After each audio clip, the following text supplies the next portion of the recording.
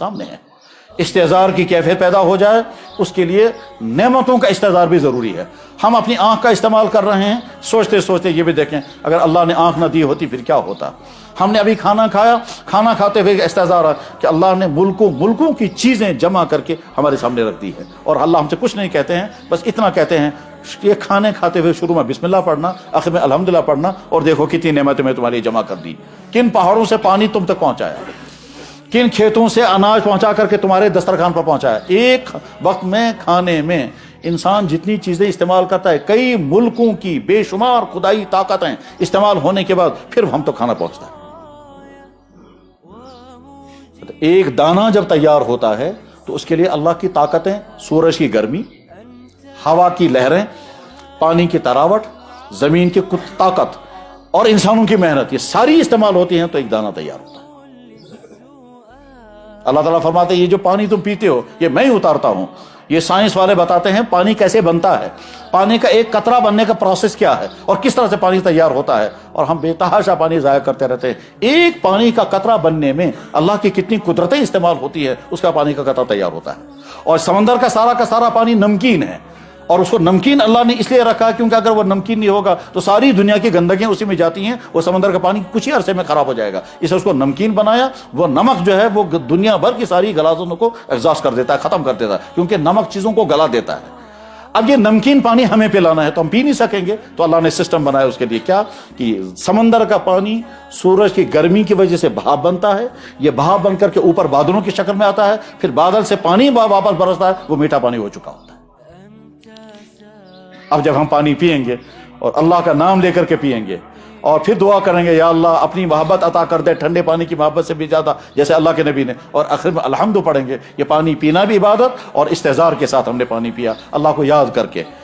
بندے کہتے ہیں نا پانی پیا پھر اللہ یاد آیا، بندے کو دیکھا پھر اللہ یاد آیا، حادثہ دیکھا فوراً اللہ یاد آ گیا، خوشی دیکھی فوراً اللہ یاد آ گیا، نیند آ گئی فوراً اللہ یاد آ گیا، بیدار ہو گئے فوراً اللہ یاد آ گیا، حتیٰ کہ رات کو پیشاب کی ضرورت پڑی، آنکھ کھل گئی فوراً اللہ یاد آ گیا کہ اللہ آپ نے مجھے بیدار کر دیا، اگر میری آنکھ نہ کھلتی میرا پیشاب نکل جاتا، سارا بستر خراب ہو جاتا۔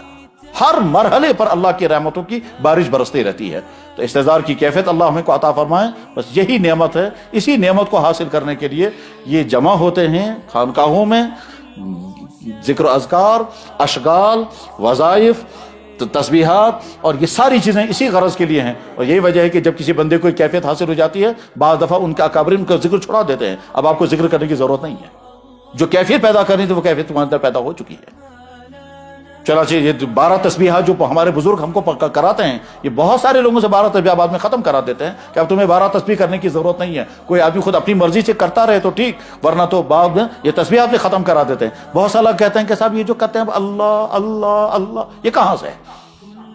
کا جواب ہے کہ یہ علاج ہے انسان کے اندرون کی غفلت کا، اور جب اللہ اللہ کہتے رہیں گے یہاں تک کہ وہ اللہ کا رچ بس جائے گا قلب پر اور دماغ پر، اس کے بعد دماغ میں ہر وقت اللہ اور دل میں بھی ہر وقت اللہ ہی رہے گا، اور یہ دل کا رخ صحیح ہو جائے تو اس کو کہا جائے گا یہ قلب سلیم ہے، اور یہ نفس بنتا ہے بعد میں نفس مطمئنہ، ورنہ نفس کبھی ہوتا ہے نفس امارہ، تربیت ہو گئی تو بنتا ہے پھر نفس لوامہ، اور آگے چل کر اگر نفس مطمئنہ بن گیا اور قلب سلیم بن گیا بس پھر بہت بڑی نعمت حاصل ہو جاتی ہے۔ اس کے بعد تو انسان کو دنیا ملے تو بھی خوش ہے، نہ ملے تو بھی خوش ہے۔ وہ جو کہتے ہیں نا حضرت شاہ حضرت شیخ سید عبد القادر جیلانی نور اللہ مرکزہ کی خدمت میں عرض کیا گیا کہ حضرت آپ کا وہ تو سامان فلاں جگہ سے آ رہا تھا، وہ سمندر میں ڈوب گیا، تو انہیں فوراً کہا الحمدللہ۔ اس کے بعد بتایا گیا کہ حضرت وہ سامان واپس نکل گیا، انہوں نے کہا الحمدللہ۔ تو انہیں سامان کے ڈوبنے پر اور سامان کے ملنے پر الحمدللہ نہیں کہا، بلکہ انہیں اپنی حالت، قلب کی حالت دیکھی۔ سامان ضائع ہو گیا، میرے دل کی حالت کیا ہے؟ مجھے دل میں شکوہ پیدا ہوا، افسوس پیدا ہوا کہ مجھے یقین ہے کہ اللہ نے اگر میرے مقدر میں نہیں رکھا ہے مجھے نہیں ملے گا، کوئی گھبرانے کی بات نہیں۔ تو اپنی قلبی حالت کے صحیح ہونے پر انہیں الحمدللہ پڑھا، نہ کہ اس سامان کے گم ہونے یا ملنے پر کبھی۔